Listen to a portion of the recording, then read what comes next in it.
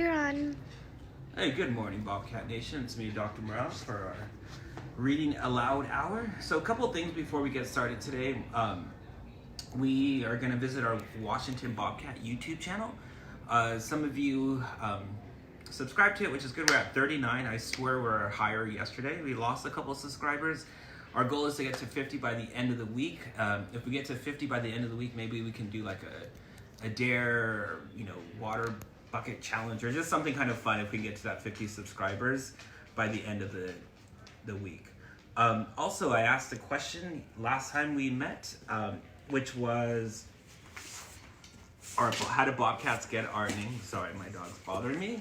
I asked my daughter to take him or her out, but she refused to. Now she's bothering with my show. How do Bobcats get their names? Can you back up on the camera angle there, kid? Thank you. So Bobcats got their names, as some of you might have already known, from their tail. If you notice that a bobcat doesn't have a normal long tail, it has a shorter tail, which is sometimes called a bob, hence the name Bobcat. Also, if you look at our YouTube, we actually added a lot of things. If you look at our playlist, any day now, playlist. Well, if you look at our playlist under our science videos, I did upload some roly-poly videos, so I thought it would be kind of interesting. So here is an egg drop video. But if you look at it, if you scroll down over here, we do have some roly-poly videos. So in case you want to learn more about roly-polies, and we also added some arts and crafts videos for you guys if you're getting kind of bored. Maybe try those out as well. That's my email. You don't need to watch that. All right. So with that being said, let's go ahead and get started with our Charlotte Webb book. Today we are starting on chapter 4, which is called Loneliness, right? And loneliness starts off kind of what you guys might be experiencing. Wilbur's kind of cooped up in the barn. He's just getting kind of sad. So let's go ahead and get started. All right. The next day, the day was rainy and dark. Rain fell on the roof of the barn and dripped steadily from the eaves. Rain fell in the barnyard and ran in crooked courses down into the lane where thistles and pigweed grew. Rain spattered against Mrs. Zuckerman's kitchen windows and came gushing out of the downspouts. Rain fell on the backs of the sheep as they gazed in the window. When the sheep tired of standing in the rain, they walked slowly up the lane and into the fold. Rain upset Wilbur's plan. Wilbur had planned to go out this day and dig a new hole in his yard. He had other plans too. His plans for the day went something like this.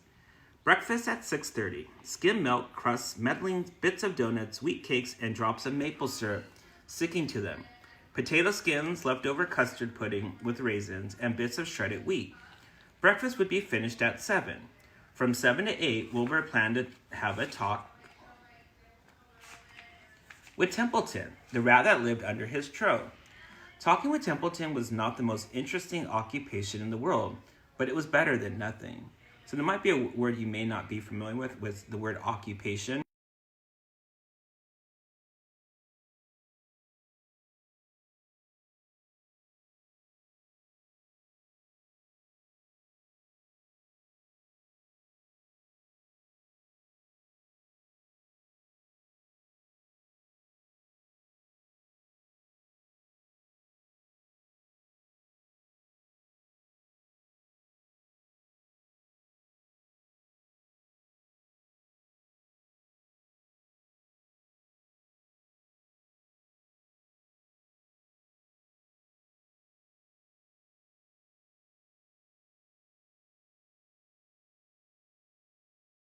Apple parings, meat gravy, carrot scrapes, meat scraps, stale hominy, and wrappers off the package of cheese. Lunch would be over at 1. From 1 to 2, Wilbur planned to sleep. From 2 to 3, he planned to stretch itchy places by rubbing against the fence. From 3 to 4, he planned to stand perfectly still and think of what it was like to be alive and to wait for Fern. At 4 would come supper. Skim milk, leftover sandwich from Lurvy's lunchbox, prune skins, a morsel of this, a bit of that, fried potatoes, marmalade drippings, a little more of this, a little bit more of that, a piece of baked apple, and a scrap of upside-down cake. Wilbur had gone to sleep thinking about all these plans. He woke up at 6 and saw the rain, and it seemed as though he couldn't bear it. That's why I kind of said it's kind of a funny chapter, right? Because Wilbur had all these plans. He knew his schedule. At 2 o'clock, he was going to do this. 3 o'clock, he was going to do that. But something prevented him from doing that. And what prevented him? The rain. So now Wilbur's kind of stuck, or cooped up, as I like to say, in the barn, right? And that's I kind of thought about us right now in our situation, is that we have to stay indoors. So we maybe kind of feel like Wilbur right now. Our normal day routine has been interrupted. So now we're stuck in the barn, right? Well, not metaphorically speaking here. I get everything all beautifully planned out, and it has to go rain, he said. For a while, he stood gloomily indoors. Then he walked to the door and looked out. Drops of rain struck his face. His yard was cold and wet. His trough had an inch of rainwater in it. Templeton was nowhere to be seen. "Are you out there, Templeton?" cried Wilbur. There was no answer. Suddenly Wilbur felt lonely and friendless. "One day just like another," he groaned. "I'm very young and I have no real friends in the barn. It's going to rain all morning and all afternoon, and Fern won't come to bed. And Fern won't come in such bad weather. Oh, honestly." And Wilbur was crying again, for the second time in 2 days. At 6:30, Wilbur heard the banging of a pail. Lurvy was standing outside in the rain, stirring up breakfast. "Come on, pig," said Lurvy. Wilbur did not budge. Lurvy dumped the slop, scraped the pail, and walked away. He noticed that something was wrong with the pig. Wilbur didn't want food. He wanted love. He wanted a friend, someone who would go play with him. He mentioned this to the goose, who was sitting quietly in a corner of the sheepfold. "Will you come over and play with me?" he asked. Sorry, Sonny, said the goose. "I'm sitting on my eggs. 8 of them. Gotta keep them toasty warm. I have to stay right here. I'm no flibbery gibbet. I do not play when there's eggs to hatch. I'm expecting goslings." So Wilbur's going to each animal in the barn and asking him if he wants to hang out, basically.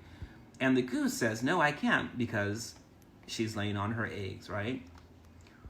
"Well, I didn't think you'd be expecting woodpeckers," said Wilbur bitterly. Wilbur next tried one of the lambs. "Will you please play with me?" he asked. "Certainly not," said the lamb. "In the first place, I cannot get into your pen, and I am not old enough to jump over the fence. In the second place, I am not interested in pigs. Pigs mean less than nothing to me." Oh, is that a very nice response? No. How do you think Wilbur's feeling right now?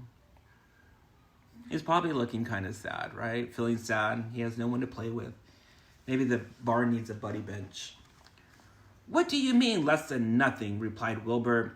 "I don't even think there is such a thing as less than nothing. Nothing is absolutely the limit of nothingness. It's the lowest you can go. It's the end of the line. How can something be less than nothing? If there was something that was less than nothing, then nothing would not be nothing. It would be something.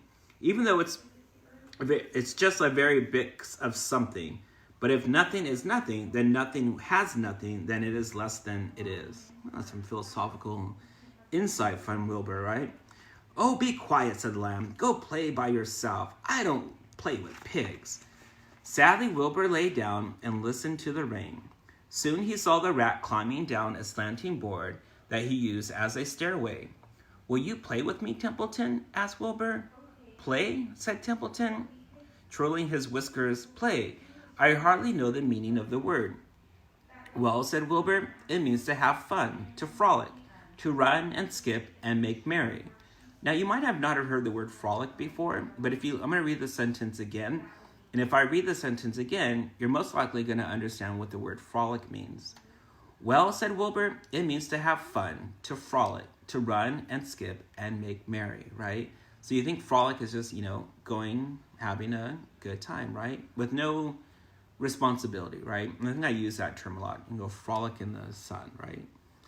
"I never do these things if I can avoid them," replied the rat sourly. "I prefer to spend my time eating, gnawing, spying, and hiding. I am a glutton, not for a merrymaker right now. I am on my way to make your trough to eat your breakfast, since you haven't got the sense enough to eat it yourself." And Templeton the rat crept stealthily along the wall and disappeared into a private tunnel that he had dug between the door and the trough in Wilbur's yard. Templeton was a crafty rat, and he had things pretty much his own way. The tunnel was an example of his skill and cunning. The tunnel enabled him to get from the barn to his hiding place under the pig trough without coming out into the pen. He had tunnels and runways all over Mr. Zuckerman's farm and could get from one place to another without being seen. Usually, he slept during the daytime and was abroad only after dark. Okay, so we're going to stop there. I don't want to read too long because there's still a couple of pages, and I want to break this up into 2 days.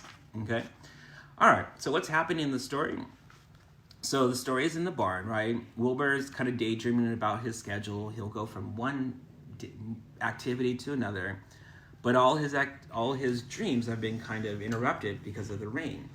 So now Wilbur's feeling really lonely. He's going to each animal, asking them if he wants to play, and they all basically said, what? No, right?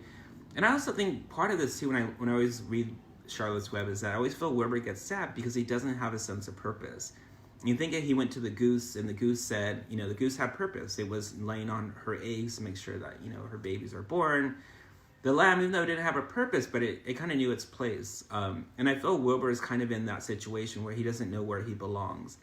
It seems like he doesn't necessarily fit with the rest of the animals, and he's waiting for Fern, but Fern, remember, is a human, so I don't know. Wilbur is kind of in a tight spot, so to speak.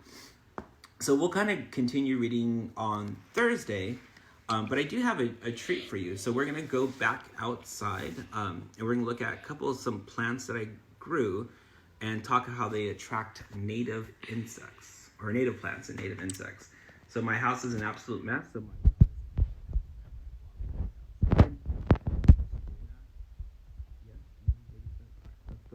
let's go.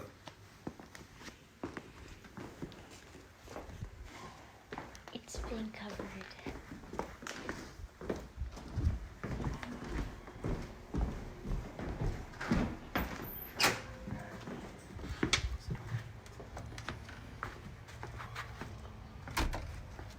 All right, are we back? All right.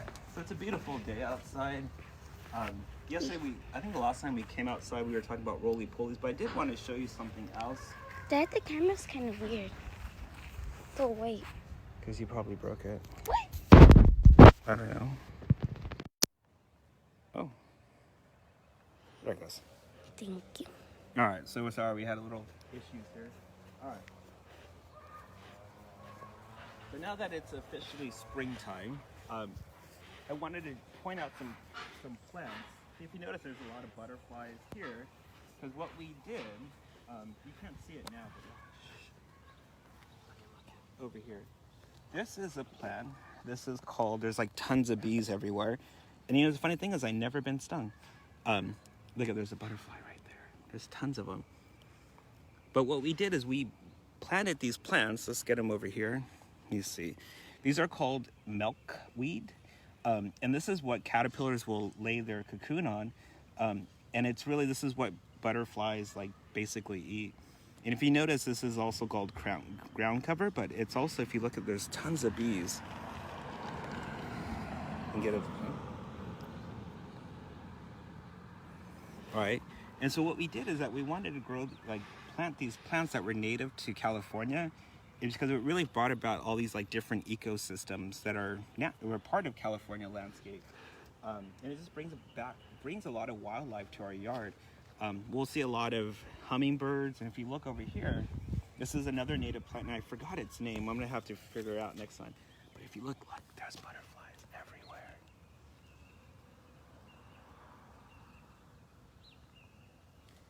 And what I'll do is I'll be quiet, but you can see. Okay, why are you saying that right now? All right, so there's tons of bees. You can hear their sounds, and they're pollinating these flowers because it's springtime. And they really serve a good purpose, because without the bees, a lot of these flowers wouldn't bloom. So we can check back in a couple weeks and all this would be full of flowers.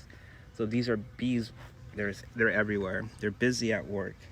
So I just wanted to point this out. What I'll do is I'll look at some science videos and I'll put them up on our science section in our YouTube channel. But with that being said, I hope you enjoyed that part of Charlotte's Web. We look forward to our return. I think all of us are kind of just really, I can't wait May 5th, get back to work, get back to the work of the site, going into those classrooms and just seeing all the learning that's taking place.